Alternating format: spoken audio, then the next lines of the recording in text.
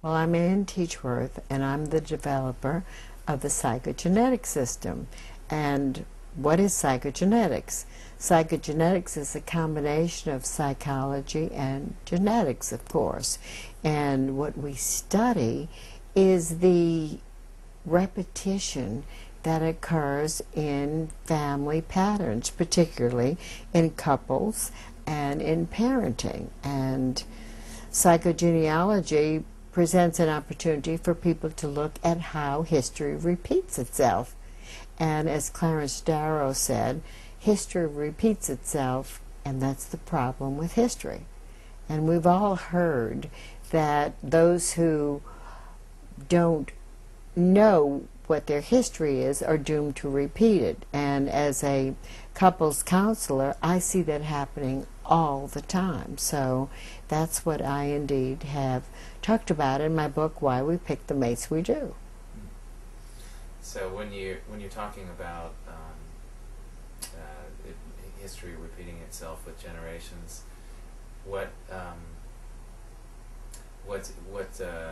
I guess let's start with, how did you get interested in this? I got interested in this because I, as a counselor, was unhappy with the results I was getting working with couples. I had too many people who were coming in, and first of all, they realized that they had picked the same type of partner over and over again, and they couldn't understand why. They couldn't understand, if they had picked someone exactly opposite, why they were getting the exact same disastrous relationship results. And I began investigating, and I had to take a look at what was the transgenerational patterns that they had inherited. At first I thought that it was what we call nurture, how they had been taught by their parents. But the more that I've explored it, I actually believe that it's a DNA transmission and that it's in their nature. Whether you say that it's in their bloodline or whether it's karma, but I really believe the study of psychogenealogy is an important aspect in terms of what personality characteristics, what behavior patterns, what parenting patterns are transmitted, and actually more than on an unconscious level, on a superconscious level, that come down from generation to generation. So if, as you say, it's a in the nature versus nurture discussion, it's actually an imprint of nature, then somebody could inherit a trait with the way that they behave in relationships, or the way that they're attracted to a mate, even if they never even knew that? Exactly, exactly.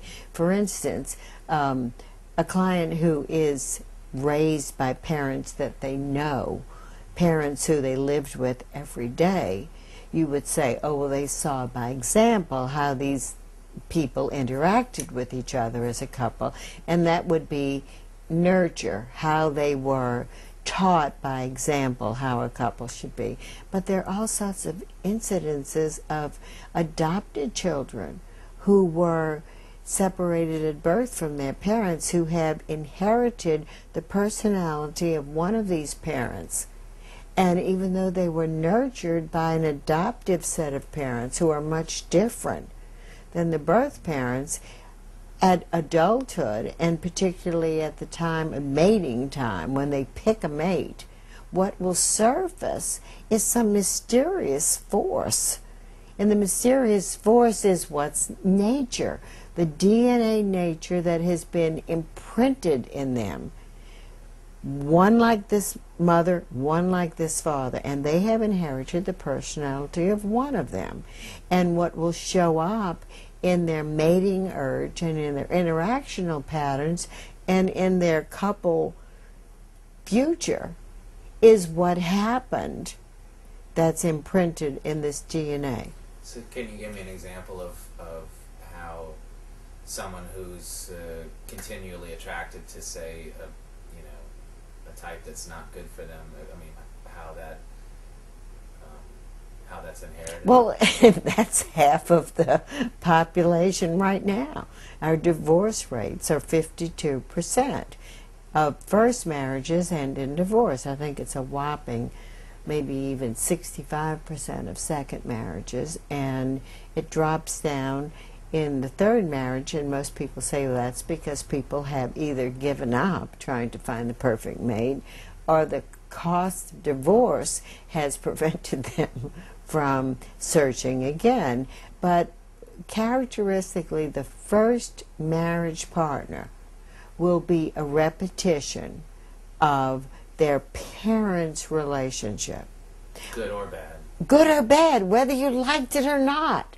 You're imprinted. I keep telling people, what is your native language? And you'll say English. And I'll say, fine. What is your native couple language? You've got to say your parents.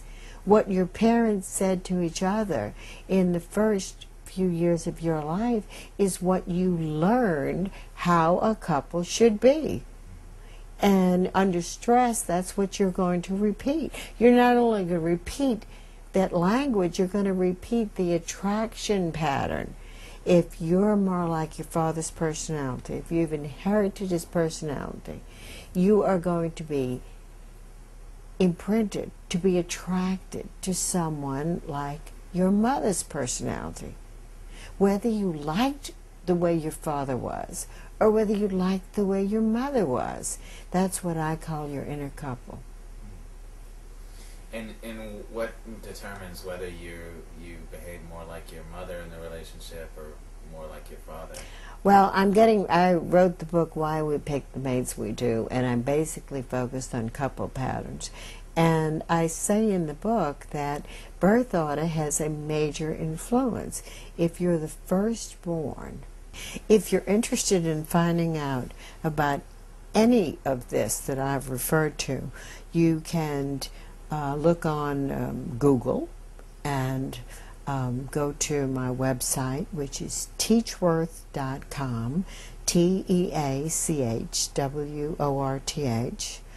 I have another website, whywepickthemateswedo.com. You can also go to Google and search for Ann Teachworth or Psychogenetics. That's Psychogenetics, or even without the S. Psychogenetic or Psychogenetics. I am the director of the Gestalt Institute of New Orleans, New York. My phone number in New Orleans is 1-800-786-1065 or 504-828-2267.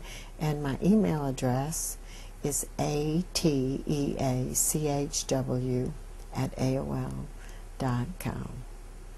And the book that I wrote, Why We Pick the Mates We Do, is available on Amazon.com for $22 or at Barnes & Noble, or you can order it from us here at Gestalt Institute Press. Ann Jutzenberger's book, which I referred to, The Ancestor Syndrome, is available on Amazon.com or at Barnes & Noble. Thank you for your interest.